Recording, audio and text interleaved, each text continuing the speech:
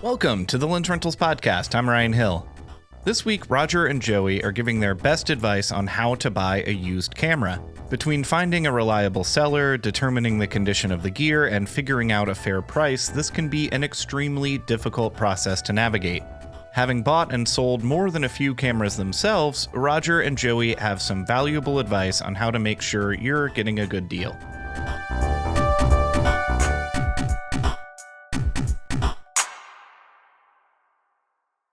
Joey, Roger, welcome to the podcast studio. Here we are. Ready to record. Back, baby. Yes, we are. Yeah, we're all in the same place. Grizzin 6. Grizzin 6. Grizzin 6. This is going to come out well after that playoff series is over. This is going to be great. Yeah. Okay. Let's open with that. What are your predictions? So let's establish right now. We're 2-2. It's 2-2. We're going into game 5 in the series versus the Timberwolves. Yep. Coming back home. We're going to beat them at home. So you, the listener, will either know or not care how this turned out already. They don't care if it was still current, but Right. It's going to be stupid close. Grizzin 7. You think 7? I think they're going to lose at Minnesota again. I think they're going to make it 6. I think we're going to fight hard enough away in Minnesota. We're going to win. It all comes down to who refs it. This is coming out so far in the future that not only will it be airing after this is over, I will be editing it well after this is over. That's true. So I'll bop in here. We may I'll cut make this a part cut. out I'll too. come in. I'll say how it worked out and whether your predictions were right or wrong. This is Ryan editing this episode from the future, and I just want to note here that the Grizzlies did in fact beat the Timberwolves in 6 games in the first round of the NBA playoffs, so Joey was right here. Memphis then unfortunately went on to lose to the Golden State Warriors in the Western Conference semifinals. Still, this is the best Grizzlies playoff performance in a long time, and as you can tell, we're all pretty happy about it. Okay, back to the show. All I've got to say is the ref who reffed the last game, the Grizz are 0-8 in his last 8 ref games. Who's that guy, Scott? All right, well, the NBA rents from us, so I'm sure they do we have any sway? To the NBA refs. Yeah, I'm sure we have. Yeah. I'll just call up the commish. Get us a new ref or you're not getting any cameras. All right, well, today we're not talking about the Grizzlies. At least for 30 minutes while we sit here in the studio, we were talking about how to buy a used camera. Yeah. All right. Which we covered lenses, and I was surprised. We were doing like our podcast pitches for the season, and somebody was like, "We never did how to buy a used camera." And I was like, "Oh yeah, we should probably knock that one out because it is different." Very.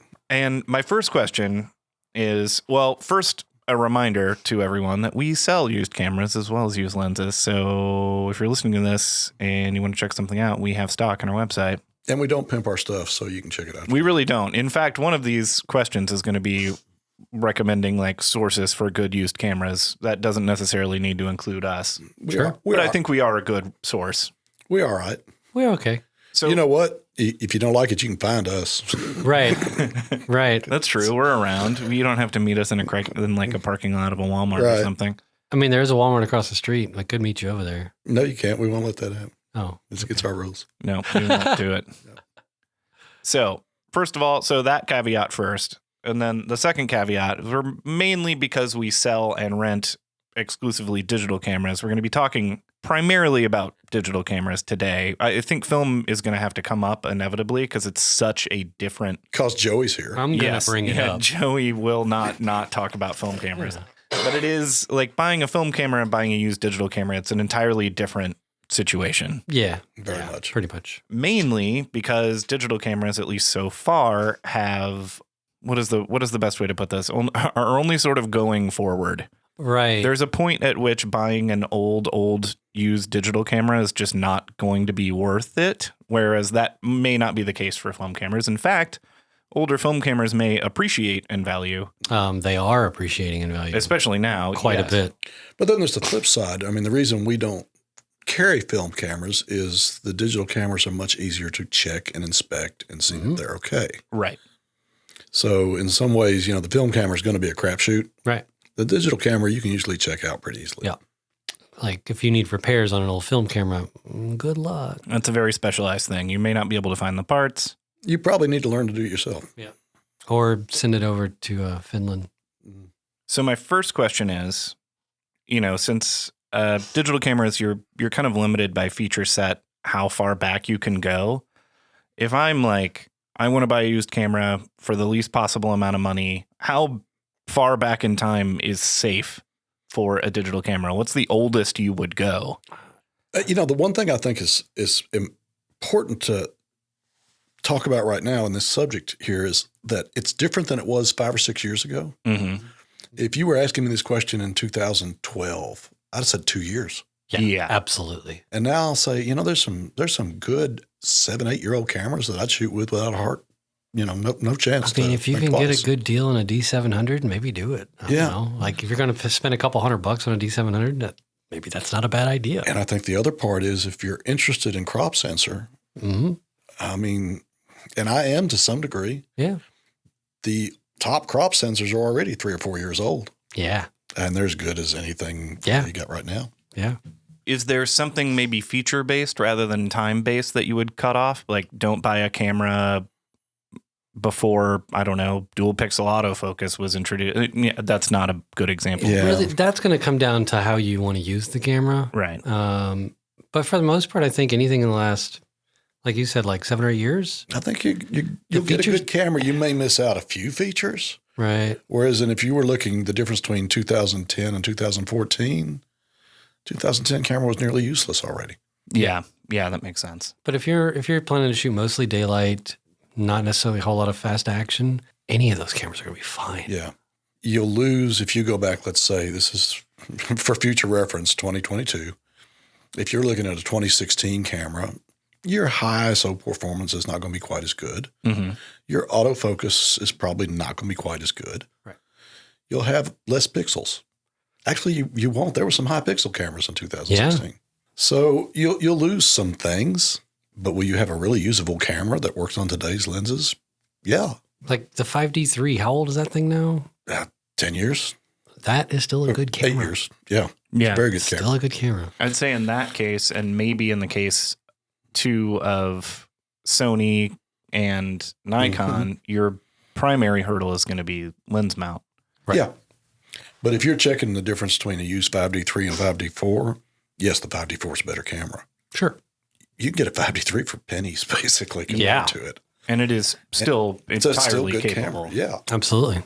Is there are there any media concerns you would have? I mean, compact flash isn't going anywhere. No, it's not going anywhere. I mean, people aren't necessarily introducing new cameras with compact flash slots, but it's not like in 10 years you're not going to be able to find a compact flash card anywhere. right. I mean, And SD cards, which are they're still we're not readily getting rid SD of cards will be around. yeah, forever.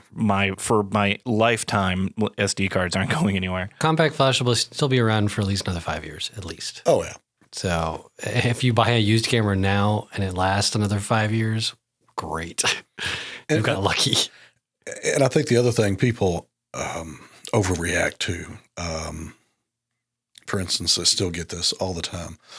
Well, it's got, so many actuations. How long is the shutter going to last? A shutter's not that big a deal. No. Yeah, that's one of my questions actually, because we get that question all the time from people who are buying used. Was it like a couple $100 to replace them? Usually, too, a full frame shutter might run you 3 or 4. But the big thing for me is it's not just that it's not an incredibly expensive repair. It's not a screw-upable repair. The shutter gets replaced. It's a new shutter. Sometimes with lenses, you repair them and they're never quite optically the same. Right. You can get a new shutter. Your camera's good for another 50,000 miles and all's well. And I think that's the big thing that everybody I talk about. Well, the shutter actuation. Who cares? Right. Give me a camera that's got a broken shutter. Yeah. And I'll Give get me it a discount on it. And nothing, and I'll get get a new shutter for $300 and good to go. Yeah, and I think I understand the motivation behind this. And Sure. the reason we're doing this episode is that people want like a car to be able to say this thing has X amount of shutter actuations, therefore it will last for such and such amount of time. Be able to nail like the many complicated factors that go into how long a used camera will last down to a single number that is like measurable and objective. Right. When that's not it's really not that easy to do. Yeah, if it's got 1,000 shutter actuations, you're going to need a new shutter soon. Price it appropriately, get it, and when the shutter goes, get a new one. In fact, you might be better off looking for something with a lot of shutter I totally actuations because you can, again, like we said, that's a pretty simple repair. Right. That is not in the same way as like miles on a car, the shutter actuations. Like the reason people look at miles on a car is not like, oh, I need to replace the tires. It's indicative of the wear and tear on the other parts of the car. The drive That's train, not shocks, really the case engine, with a camera. all that stuff. Yeah, the shutter's the shutter. And I mean, just like owning a car, if you're using a camera in any kind of money-making venture, you should always be budgeting for repairs and replacement, no matter what. Mm-hmm. Always. Now, given that, some people are going, I just barely have the money to buy this used camera and I can't afford shutter replacement. I get that. That happens sometimes. Yeah. But most of the time, you're paying for what you get. And if you buy a camera with 120,000 shutter actuations and it's priced $400 cheaper than one with 50, you've got a great deal. Yep. Now, where that can be helpful, and this is another area where I'll advertise Lensrentals. If you are buying a used camera, say from like a Facebook marketplace or a Craigslist, that is a question to ask and make sure someone knows the answer. Having that information is a good sign. Also, about where you're getting your gear, that somebody has like done their homework. And the flip side of that too is these days you can get a camera with very low shutter count that's incredibly heavily used because it's been used for video. So you just don't know. Right. Yeah. Right. Which is far more taxing on the sensor than and still all the photos. Electronics because the wear on electronics is heat. Mm-hmm. And as many people know, videoing makes cameras hot. Yep. So. And still cameras used for video are not ventilated properly for that kind of thing. That's true. Right. So, I mean. But yeah, I mean. all things to consider. There's no magic bullet here. Yeah. And the important part about finding that information is if you email us and are like, I want to buy this camera, what's the shutter count? We'll tell you and we know. But if you are buying a used camera on the internet and email some random person and are like, what's the shutter count? And they either don't know or won't tell you, then it's a sign that probably they don't care. Well, the shutter count itself is not all that important. We can also give you a full history on the camera. So that's true. We know where it's been. But then again, I mean, why believe us other than, we are in a fixed place where government agents can come get us. But they do know where we live. More long-term motivations than making an extra couple $100 on a camera. We've been doing this 15 years. We've been in the same place. Yeah. Let's come over here and get mad face to face if you want. So that shutter count thing was later in my outline. So before we get to, into the specifics of what to look for, are there brands or types of cameras that like hold up better than others, or does it just entirely depend on how something's been used? I can't say anything about brands in photo cameras. In video, there's some that are kind of not so good. That's a difficult question to answer. Within each brand, there are models that are better than others. Mm-hmm. So it's not really brand specific, it's model specific. And even then... Is it? It is kind of, yeah. I got 2 words for you. Black magic. Oh, I'm only talking about still cameras. I'm not talking about video. I mean, some of these people are buying video. Right. When it comes to black magic, across the board, those cameras are terrible. Yeah, no, we'll focus on stills. Video is an entirely different can of worms. But when it comes to like Canon cameras, the 5Ds are all going to be great. The 1Ds are all going to be pretty great.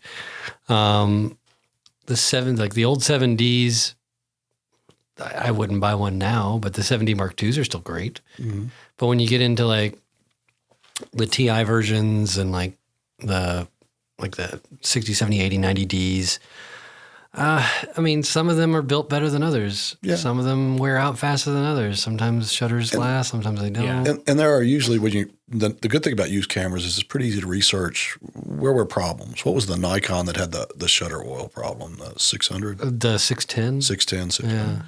Or no, it was the 600. That's why 600 and 610 came out. But so you can go back and go, was this problem camera? And if you get, 72 pages of Google complaints, you probably might want to think about another version. And then some of those issues are still kind of covered under warranty. Like if you had the Leicas with the weird sensor dots all over the place. Yeah. You could send it back to Leica and they replace it for free. Yeah. So again, research is your friend. Some of that I'm sure too is about like those lower budget cameras where, you know, if you're buying like a former flagship or whatever, it was probably used by a professional who knew what to look for and how to take care of the equipment. Whereas some of that lower end stuff maybe was just kind of used by hobbyists and thrown around. Or in some cases, the lower end stuff sat in the closet. Yeah. Right. Yeah. So it is always something of a crapshoot. I would say this. I don't know that I'd buy a camera from somebody that was like a racing photographer or, if you're buying from a dude, I'd look up their pictures. One of my favorite guys does these amazing pictures of waves in Hawaii where he's out in the surf. I would not buy his camera. No, because it's going to be corroded all the hell in back. Usually, if it's a person on a forum where they've got photography, I'd take a quick gander at what do they shoot. Yeah, I would only buy a camera from another pro if it was his backup, her backup, either way. Yeah. I would lean towards hobbyists' cameras that are trying to offload things that didn't shoot a whole lot. Right. Especially if they don't live anywhere near an ocean. There's a big difference between somebody who has put their hard-earned into an expensive camera that is his hobby. Right. And somebody who depreciates and writes them off. Yeah. Like if all they do is go out and shoot wildlife, like go shoot birds every couple of months or so. Yeah, it's probably a good camera. Buy their camera. Yeah. That's a good deal. But, I think that's a real thing. When you look at a true full-time working pro, their equipment are tools. They depreciate it. They expect to replace it. They take care of it. I'm not saying they abuse it, but they're like that's the first guy that goes, I don't worry about front elements getting scratched. It's okay. Right. Okay, we'll take a quick break right there, and when we come back, we'll talk more about how to buy a used camera.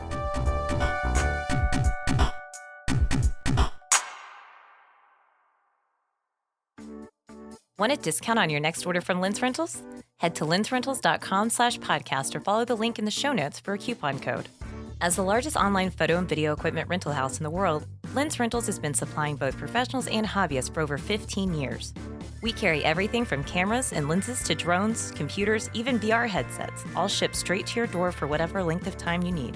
Rent the gear you need to get the shot and grab a discount at lensrentals.com/podcast. That's lensrentals.com/podcast. So I'm going to put you in a hypothetical situation. Okay. Ready? Ready. I'm going to set the scene here. Okay. You have, against our advice, gone to Craigslist and decided to buy a used camera off of Craigslist. You're meeting In a some dark alley. stranger in a Walmart parking lot. Okay. You're exchanging cash for this camera. He hands you the camera body. What are the first things you check on this camera to make sure it's in working order, and why? I'm on before we get to what I check on the camera, I want to check for the box, the battery chargers. Yes. That's a good point. Because if I buy a stolen camera on Craigslist, and let's just say it was stolen from Lensrentals, and I go take some pictures with it, and Lensrentals, because it's a stolen camera, has a bot out there looking for pictures tagged with that camera. We come get it. It's ours. You can't keep it. Doesn't matter what you That's pay the way for the law works. So I look for, do you have things that show me this is unlikely to be a stolen camera? Right. Yes, and Any keeping track of that documentation? stuff again is Somebody's a sign taking care that of it. somebody has. I'm in my head reminded of. Do you know the story about Guns N' Roses' Rider? Do you know what I'm talking about? Oh, yeah. No, it wasn't Guns N' Roses. It was Van Halen. It's Van Halen. Van Halen's Rider. Yeah. And they famously had this thing like only brown M&Ms are allowed in the green room. Oh, yeah. And the story behind this is it always gets like passed around as this crazy like guys in rock are so insane and have all these wild demands. And the reason that they did that was like the last thing in the Rider. And they had a very complicated and dangerous stage show that needed to be put together by professionals who know what they're doing. Mm-hmm. So if they show up and somebody has messed up the M&M's thing, it's a sign that like, oh, you didn't read the Rider, and we need to like make sure you're being careful. Right. And I think there's a lot of stuff like that in this interaction, like the shutter count thing, like keeping track of the box.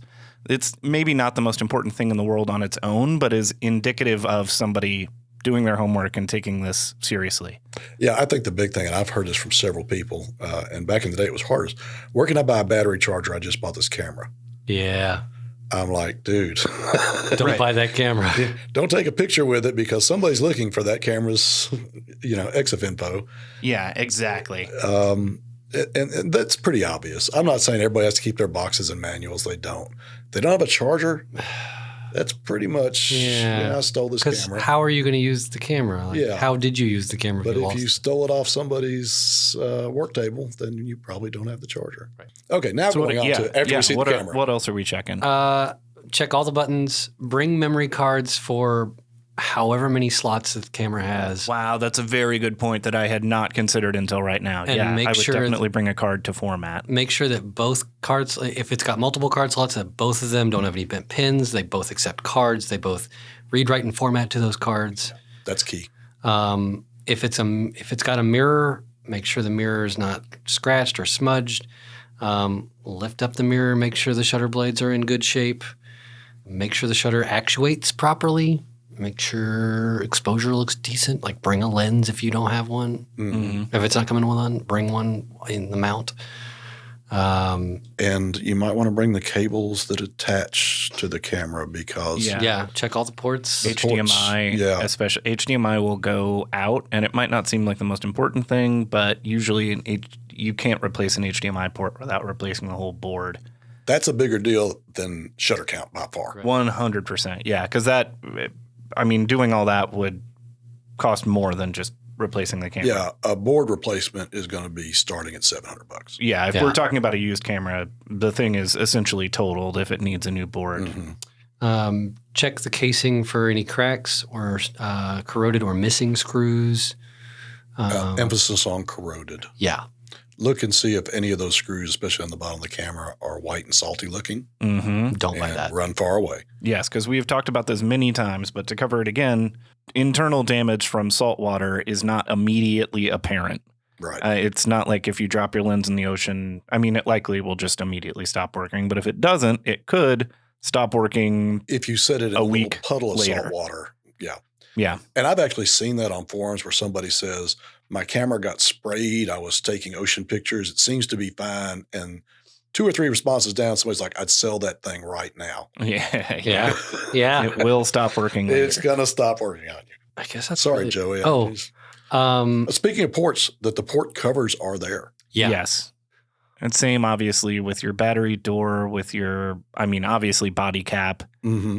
And this is a personal choice. I would never buy a camera that the serial number has been removed. No. Yeah. Yeah, I would run very far away from any interaction like that. These are usually the ones that don't have the charger. Yeah. But we find plenty of those on Craigslist. But like common issues, command dials, make sure those are functioning properly within the menus. You don't have to do anything else other than just go to a menu and scroll through and see if they're working. Not the dials, the dials, but also the buttons. I'd also kind of like we talk about when you buy a lens, you turn the rings, make sure they feel smooth. Yeah. The buttons should press, not be sticky. Yeah. Mm-hmm. Sticky's bad. All the dials should not be sticky. Yeah. If you're looking at Nikon SLRs, make sure the aperture lever inside the mount is not bent. Oh, yeah. Very key. And make sure you bring a lens. Yeah. Bring a lens. Bring a lens with a mechanical aperture lever on those specifically. That's a big deal. And make sure it actuates the aperture properly. On Sony mirrorless, on Sony hot shoe covers, make sure the contacts are not corroded. Mm-hmm. Make sure the hot shoe's not loose on any of those cameras. On Sony mirrorless, make sure that the sensor is not tilted when you remove that body cap. That is usually a pretty good indication of a stabilizer failing or failed. Mm-hmm. There's a little frame around it that can come off, and if that's jiggling around, that's not going to work. It won't always trigger an error. Right. So just turning it on is not necessarily turning it on is a great idea, but it won't always trigger an error. Sony SLRs, if you're just don't. Don't buy the old alpha cameras. A-mount cameras, do not buy them. They are worthless. Maybe you get a super good deal because they're worthless. Don't buy one. If you want to put it on the shelf for display. Sure. But if you're dead set on buying one, just make sure that pellicle mirror is not dented or scratched. Yeah. And there are people who are invested in a lot of alpha lenses. Sure. May be looking for a camera because you can't buy one anymore and they won't fix them. And that pellicle mirror is the big thing. I think if I were going to buy an old A-mount camera, it would be either an A77 or A99, preferably the Mark II on either one of those. I probably would not go any older than that. Yeah. Why is that? I mean, well, the lenses aren't supported anymore, right? They're not manufacturing any more A-mount lenses. Right. The Mark IIs on both of those are the top of the line crop and full frame versions that they put out. They're going to be the best options. The Mark IIs are going to be the newest, and I wouldn't go older than that, honestly. Because again, you're not going to be able, in this case, I don't think you can get a shutter replacement anymore. I don't think On the Sony older has the ones. parts. Yeah. Yeah. Are there any questions you would ask our stranger in the parking lot beyond, shutter count and what sort of photography do you do? No, because they're not going to tell you anything useful that you're not going to be able to check right there. Yeah. So don't rely on necessarily information from... Oh, it was my grandma's camera. She never used yeah. it. Yeah, okay, whatever. I found it at a yard sale, whatever. Right. And as far as parking lots, a brightly lit parking lot, not just for your safety, but so you can take a look at things. Yes. Yes. And I'd rather be indoors. I'd be in a McDonald's. Right. There's a bunch of people say, go to the local police station. Some of them even have a place for Craigslist exchanges. Yeah, that's true. I mean, I bought a ton of stuff off of Craigslist like that.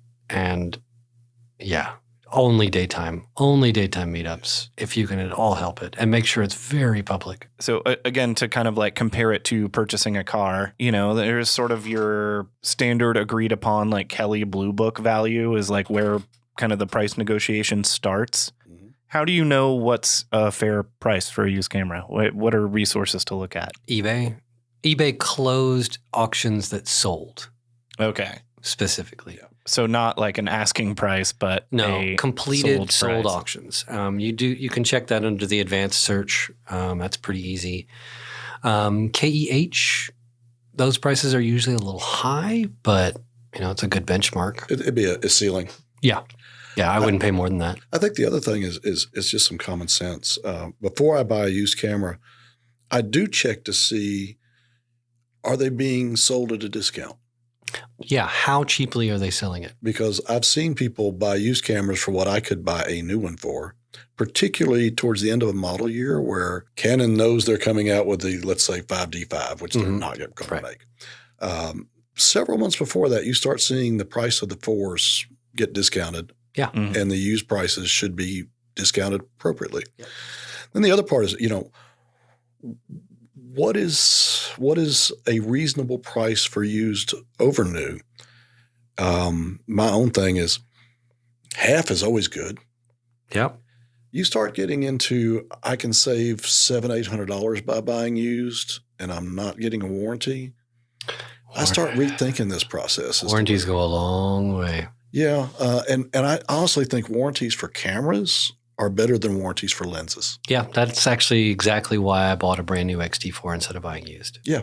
With lenses, very often the problem is my lens is soft and you send it in and they go, no, it's not. And you go back and forth 42 times. With a camera, if it's not working, this is not a judgment call. They plug it in the computer and the computer goes, oh, this circuit's not working. Yeah. And they replace it. And it's simpler and black and white to repair, whereas lenses can be gray. Right. Oh, yeah, that makes sense. So, yeah, I mean, it's more like comparing your computer. They literally take the camera, plug it into the software, which checks everything, and then comes back and goes, okay, this is bad or it's not. It's yes, no. Right. It's not this meets spec. Right. It works or it doesn't. Right. So when you start going, I can save $700 by being used, that would be my minimum. Mm-hmm. Because to me, a camera warranty is worth $400 or $500. Remember that online ratings are pretty fake. It's true. We are, again, a big company. And when I was more active in handling it, I got approached at least every 3 months with, here's our price for 1,000 5-star reviews. Mm-hmm. Yep. And Capitalism. Yeah, it's definitely true. So I don't, again, it gets drowned out if you're somewhere common. Yeah. But when you look at a new product that's got a whole bunch of great reviews, I give that zero credibility. Yes. When you look at a new seller who's got 72 good reviews in 6 months, nah. Give me a 5-year history every time. I would kind of use the same rules as you do with Yelp, which is like, don't trust a 5-star review or a 1-star review. But if everybody is saying like, hey, this was 3 stars and like parking was bad, I think then you can be like, okay, so parking was bad. You start to see some maniac just being like 1 star, I hated it, or 5 stars, I got paid $10 to give this review. Actually, the going rate for a positive review is $1. Yeah, that makes sense to me. My favorite is 1 star, don't know, haven't been. Great. Okay. Wonderful. Don't like the looks of it from the sidewalk. If you go on Yelp, the Pacific Ocean has a 3.6 review. Oh my God. There's like 30 people that reviewed the Pacific Ocean. Yelp I should say our reviews on our website, we only will accept reviews from people who have like actually rented the product they're reviewing. Yelp is literally the worst of us. It's the worst of us. Yeah. What I should have said is don't use Yelp at all. I know. I like that advertisement somebody had, come try the worst coffee somebody on Yelp had. That's perfect.